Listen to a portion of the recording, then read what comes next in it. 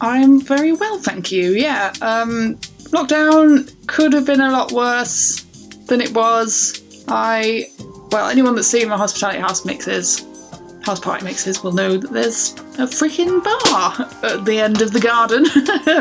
So, yeah, I've been able to go outside and been able to go to the proverbial pub. So, yes, could have been a lot worse. I have just finished my degree. Yeah, it took me long, 5 arduous years, but got there eventually.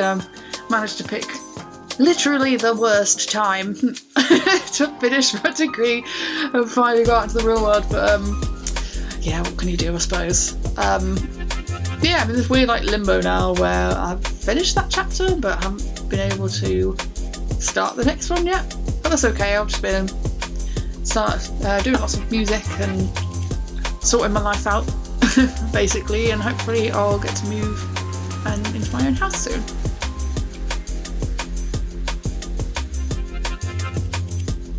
When I'm not listening to drum and bass, there's not a lot that I don't like. So, yeah, I mean, mostly I'll listen to alternative music like Radiohead and Tame Impala and all that kind of stuff. Later Radiohead. But also lots of metal, love me a bit of Opeth, and hip hop as well. I listen to a lot of hip hop. But I listen to all sorts really. So I was listening to some classical music the other day. In the last few days I've listened to Nina Simone, Opeth, and I was listening to fucking Sugar Babes the other day, so yeah, there's not a lot I don't like.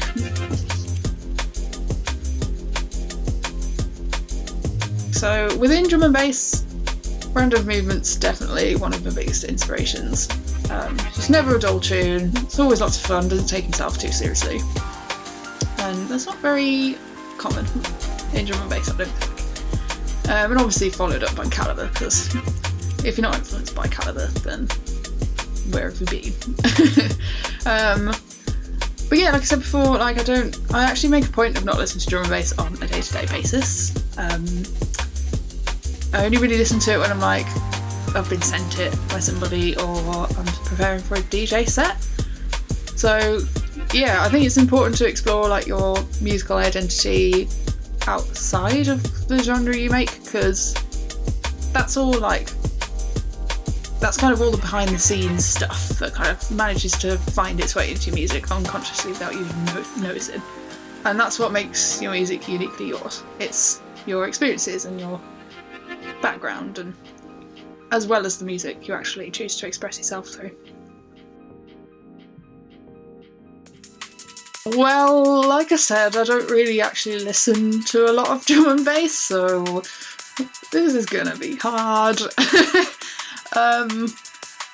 Well, Immo's album, first up, that was really enjoyed that release. There's a remix EP on Flight Pattern that came out start this year. It's got I can't remember what it's called now. I think it's Alternative Roots or something like that.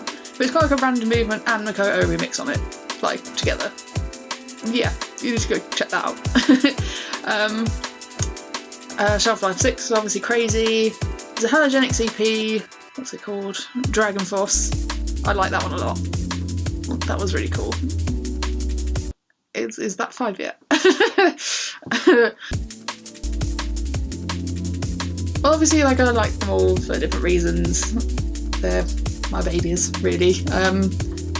But I feel like Exit Stage Left is just a little bit cheeky, and I like that about it. But I think really it's got to be Spiral, just because it was the most cathartic. Well, they all took a really short amount of time to kind of finish 90% off. And then took 10 months to get that last 10%. Yeah, it was an endeavour.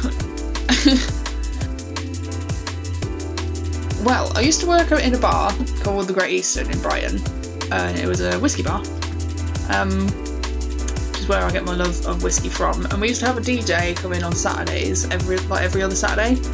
His name was Brendan, and he was Irish and middle-aged, and he loved his music, loved his literature, and loved his Guinness. Right, so he'd play from like midday, like playing like all sorts of things like reggae, jazz, country, rock and roll, all sorts of stuff, till like 8 o'clock in the evening. So obviously he'd be like trolleyed by the end, and he'd take come time to like take himself home, and he'd be like, right, I shall exit stage left, pursued by a bear. Yeah, so I always found that infinitely hilarious, and I promised him I'd write a tune called Exit Stage Left after him, and then I wrote that, and I was like, Brendan will like this. So yeah. But I guess in a broader sense it's more about like kind of removing yourself from the situation that was stifling you, being ultimately positive if painful. Yeah, like I said, this last year has kind of been very up and down for me. Like, it's really, really kind of euphoric high points, but then some really, really dark ones as well. Kind of, however high I got, but I was equally kind of low as well. So yeah, like I just think this EP, kind of each track is like a culmination of what that feels like. So, but ultimately, kind of embracing all of it really, like the positive and the negative, because it helps you to be who you are, and it means you're growing and you're becoming a better person, I think. Not sure how much of that actually gets across, but yeah, there's that. So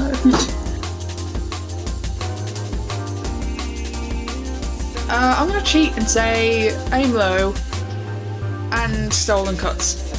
Like all of the EP Stolen Cuts. Sorry, not sorry. Well, I like to give, when it comes to like my own workflow, I like to give myself little challenges. Now the one that comes up most often is sampling like a random ass genre, or like a genre that's the polar opposite of drum and bass. That's where like a lot of my music comes from.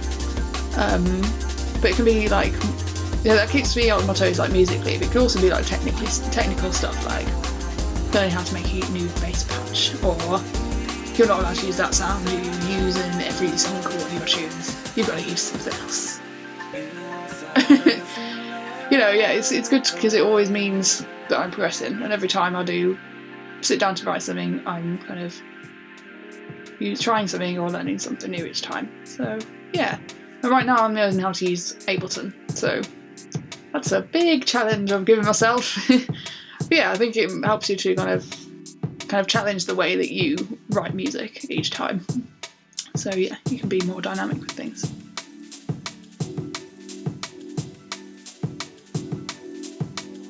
Well, as I said, a lot of my tunes are like based on kind of stuff like that. So in Chemical Love, I sampled a rockabilly track. And Unsung, I sampled like a little bit of a kind of obscure film with Ian Holm in it. Rest in peace, Ian. Yeah, it's about like Napoleon being exiled to an island, and I sampled the soundtrack from that, and that ended up in Unsung. That was the basis for Unsung. Wild, I know. But I've got to say Aim Low again, man. Like, grunge and drum and bass it's not a pair that you really hear a lot, but I just think it works so well. Just that pitch bend, man. Yeah, enough of that.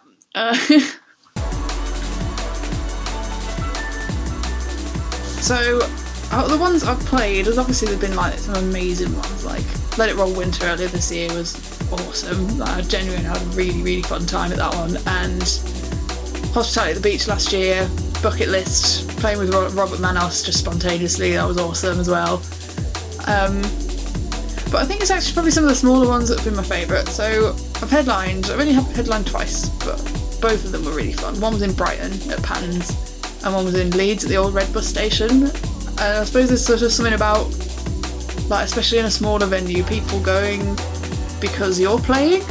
And so like the energy in just both of those crowds is crazy. It was really, really cool. Plus my sister saw me at the Leeds one, so she'd never seen me before, so that was kind of special. But yeah, shout out to anyone that was in that crowd, man. Either of those crowds.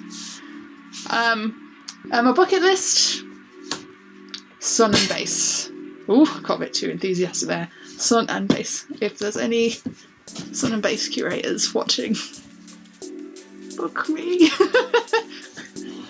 Yeah, I could quit drum and bass after that. I wouldn't, but I could. Within drum and bass, I'm very lucky to be able to say that I have actually already had my dream collab, which is, you might have guessed it, Random Movement. Yeah, we've got a few more in the pipeline as well, so that's really exciting. Outside of drum and bass, Tom York. I want Tom York to write a music with me.